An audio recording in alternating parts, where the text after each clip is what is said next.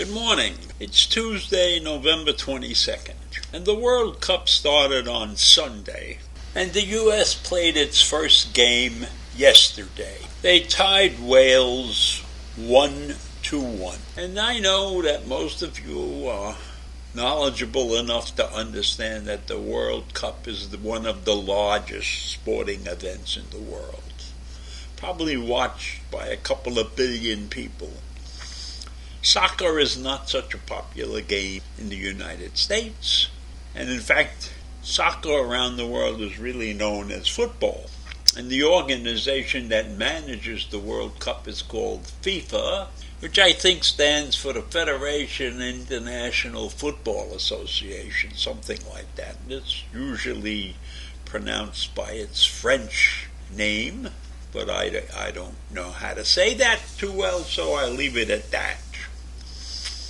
And why am I talking about this now? Because the games are being played in Qatar.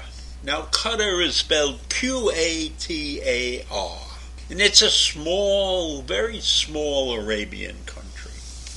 It has a population of 300,000 people, and then it has indigent workers that take care of them, of about 2 million people. They are not considered citizens, and they are treated very badly.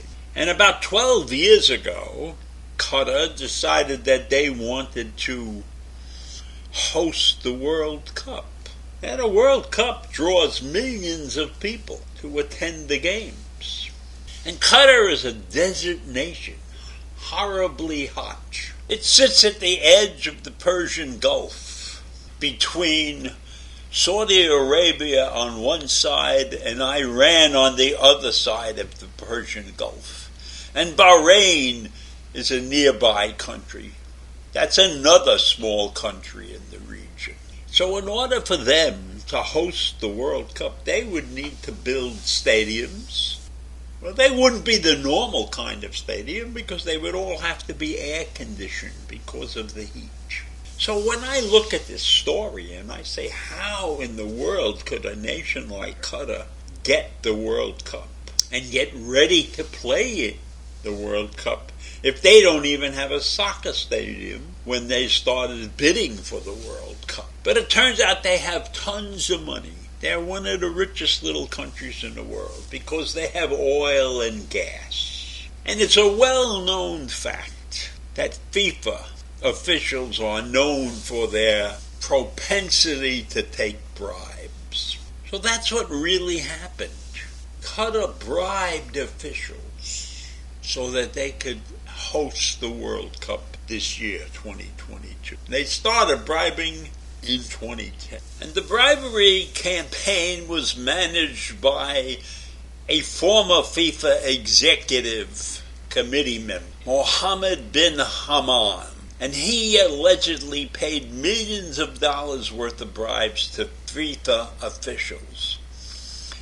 It's beyond my imagination how Hammam became a member of the FIFA executive committee from this tiny little nation that didn't even have a soccer stadium at that time. Now, this information was leaked through the New York Times, and they had more than several leaked emails and other documents that proved that Hammam was bribing these FIFA officials.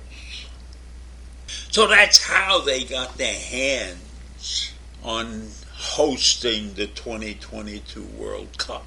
And in order to do that, they had to build 8 stadiums and many hotels to house and host the people that were coming to Qatar to watch the games. Now, obviously, Qatar, with a population of only 300,000 people, doesn't have enough workers to do this job. So they brought in migrant workers from all over the world. And they worked these migrant workers literally to death.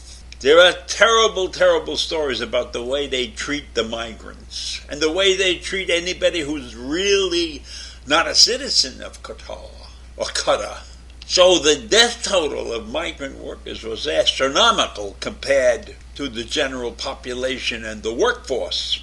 But nobody from the world is watching that very closely. And so Qatar got away with, they got away with murder. That's the only way to put it. And then they continued to break promises. Like they promised that there would be beer sales during the games. Now Qatar is a very strict country. Alcohol is not a beverage that's allowed.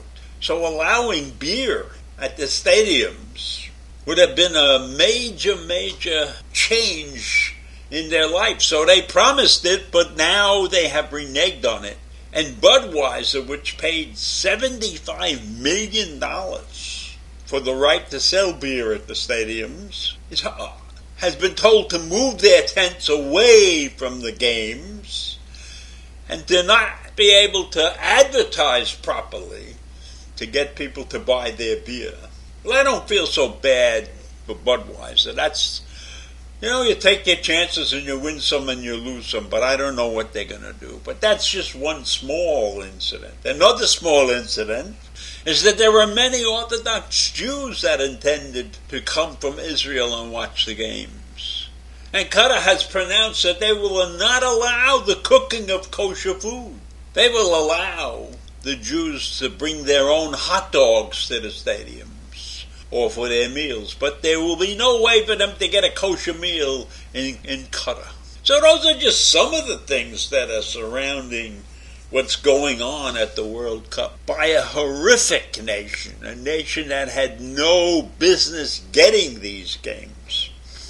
But then when you look at the world of sports and you look at FIFA and you understand that they play by their own set of rules, you can see how this happened. But it's a disgrace that an event like the World Cup was given to a nation, an immoral nation in my mind, a nation that disregards the civil and human rights of most people. So I leave you with that. Corruption, bribery, anti-Semitism, all wrapped up around the World Cup. Probably the number one sporting event in the world. I will see you in the morning. Bye.